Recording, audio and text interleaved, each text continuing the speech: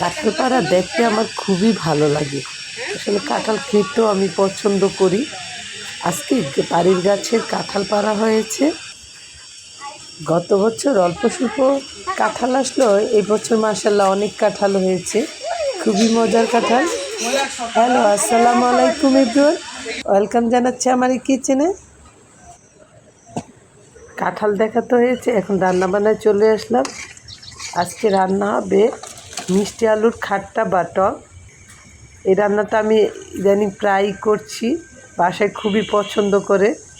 কাঁচা আম দিয়ে মিষ্টি আলুর এই টকটা খাট্টাটা খেতে খুবই পছন্দ করে।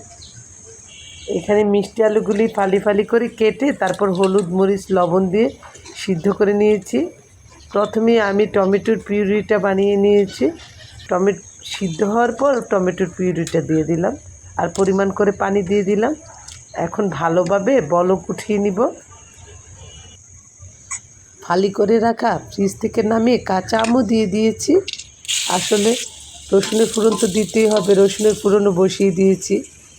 কাঁচামরিচ দিয়ে দিলাম, রসুনের ফোড়নের সাথে সাথে দিয়ে দিয়েছি।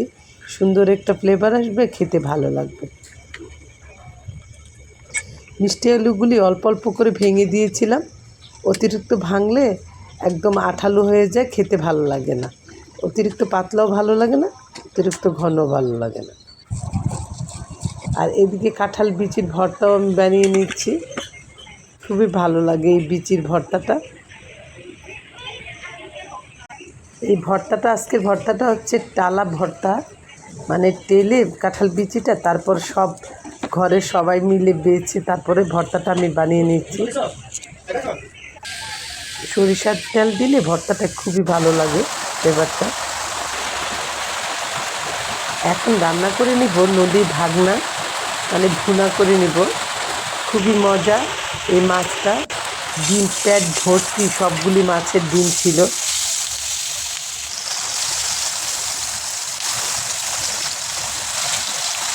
নদীর মাছ এমনিতে খেতে মজার হয়, তার উপরে আবার ডিমওয়ালা মাছ, খুবই পছন্দের মাছ।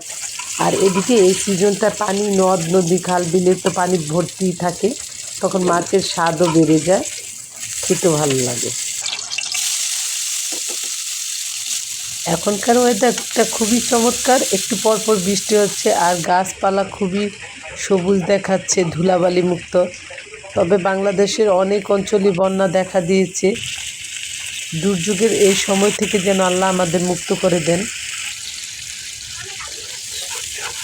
পেঁয়াজগুলি বেরেস্তা হয়ে এসেছে। আদা রসুন পেস্ট সহ হলুদ মরিচ লবণ ধনিয়া দিয়ে মশলাটা ভালোভাবে কষিয়ে নিচ্ছি। অল্প একটু জিরার গুঁড়ো দিয়ে দিলাম। মশলাটা আমার কষানো হয়ে গেছে ভালোভাবে। এখন ভেজে রাখা মাছগুলি দিয়ে দিব, মশলার সাথে মিশিয়ে অল্প একটু পানি দিয়ে ঢেকে রান্না করে নিব।